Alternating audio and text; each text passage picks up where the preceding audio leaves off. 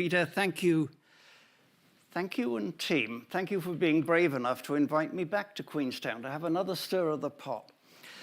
I've got all of 10 minutes to stir. I'm going to move at some speed. Good to see a few folk in the room that I recognize. I'm going to take you into a few places that I did use last time I was here, but I want to take a different slice. One point I want to make, and I'm thinking about the TV show last night and the difficulties that you have here in Queenstown. I was a little frustrated. One message I got from that was, we need to talk to Wellington. Wellington's going to find the answers. And I want to take you into places where they're saying, we need to find the answers between us here on our turf, and then get the capital city to come and help us. But we need to work through the agenda first. I'm going to take you at some speed.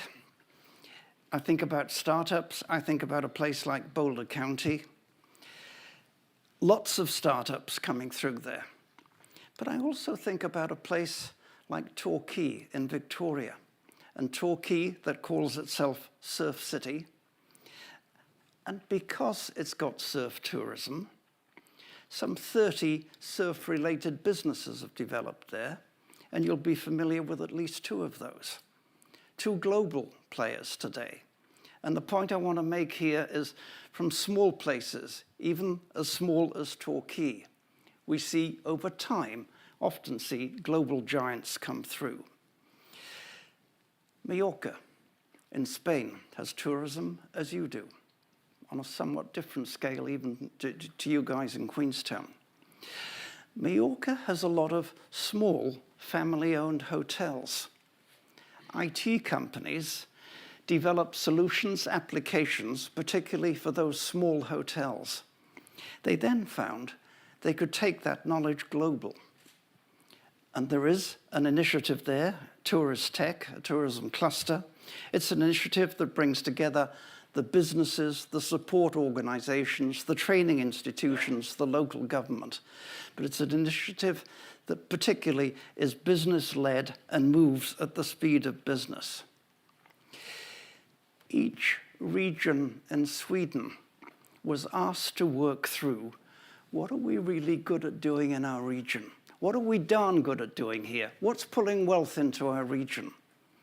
And when each region had worked that through, they made pitches to Stockholm and won 10-year funding to support their regional priorities. Here's one place that I've been to, way north, up by the Arctic Circle, miserable place to go to in wintertime.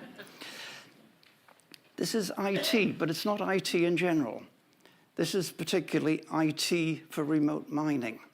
That's their specialization. The second place I want to take you to, and maybe some of you have been here, it's Are, A-R-E is the town. This is where the Swedish military are trained in winter sports, in winter skiing. This is where the Swedish Olympic team goes. This is the place where most Everest expeditions, when they're looking around the world for tents, this is the place they come from. This is the place where a lot of other equipment, particularly for a cold environment, comes from. And again, there is an initiative, and it's an initiative that brings together businesses, brings together the different players around their regional specialization, a specialization that isn't that different in many ways to what you have here in Queenstown. To take you into another place in Scandinavia. It's a place that has a focus on ICT, but it's not ICT in general here either. This is particularly medtech. It's ICT for medical applications. One of the fun things they do once a year, not too sure what happened during COVID, is create an opportunity for the CEOs of startups to make a pitch for venture funding. And there were, I think, 15 CEOs making a pitch on this particular occasion. How long have they got to make a pitch? As long as they can stay in the water. So there's a bit of fun, but the point I want to make here is It is a region that is working through, this is what we're good at doing here. Using startups as a first theme. And I like the way Israel, in many ways, has a wide range of startups. Like the way in which this book, written by two senior Israelis, Innovation, born by startups, but innovation being a collaborative process. And collaborative particularly between businesses, micro businesses, larger businesses, support organizations, training institutions, talking in part about building a culture where businesses are able to open their jackets in part, not fully. There's another Israeli who's moved from Tel Aviv to Toronto, to the University of Toronto. Neat book, Innovation in Real Places. Like the way he highlights, communities recognizing their strengths, recognizing what they are good at doing. And a key point coming from this guy, tech teens, the #1 economic growth asset for a community. And as I look at a development strategy such as yours here in Queenstown, yes, it's great to see the emphasis on startups. It's great to see an emphasis too on investment attraction, migrant attraction, attracting knowledge workers, attracting lone eagles. But I'd argue a missing ingredient often is grounding the scale-up businesses, grounding the tech teenagers.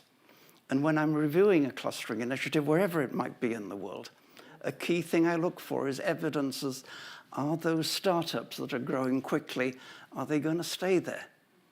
Or have they reached a stage where they're saying, hey, thanks, Queenstown. Thanks for providing a starting point, or thanks, Wanaka, but I now need to move. I now need to move to Auckland, to Christchurch, to Sydney, to Singapore. I now need to move to a more fertile ecosystem. So highlighting here 3 dimensions, and particularly putting a lot of priority on the scale-up businesses, the tech teenagers.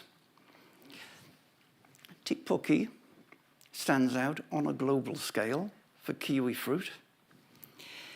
Te Puke is also where we're seeing the world's first robotic kiwi fruit harvesters, coming in part because there's pressure on the labor force there. Where are we going to find the kiwi fruit pickers from? Pressures as you have here in Queenstown. And adversity, that type of pressure, often forces innovation. Nelson has a clustering initiative that was recently launched, Moana Nui, Blue Economy Cluster, bringing together a mix of marine companies, engineering companies, IT companies, including amongst the IT companies, Snapcore. I think a number of your businesses here are familiar with. So Snapcore that really cut its teeth in working in the blue economy and has now developed competencies that is taking it into other markets. So as I look at your diversification plan, yes, it's welcoming the lone eagles who parachute in and make this their base. It's welcoming the investor migrants who choose to come and live in your fine corner of the world. It is in particular connecting related businesses. And often people don't know each other that well. There needs to be a neutral corner that helps businesses open their jackets. But it is particularly focusing on related diversification, diversification that grows out of what we are already good at doing. And as I look at particularly thinking here about Queenstown, Adventure Capital, you've got a number of businesses already emerging from the knowledge base that you have, particularly tourism-related, to support services for tourism-related. Taking you at some speed into a number of small places that aren't trying to do a little bit of everything. They've got niche businesses, they've got a global reach, and a key to these businesses is appreciating, hey, we can't do it all flying solo. It is about collaboration amongst diverse participants. It is, as this African saying goes, If you want to go fast, go alone. But if you want to go far, and I think that's what you want to do, you need to go together. Thank you.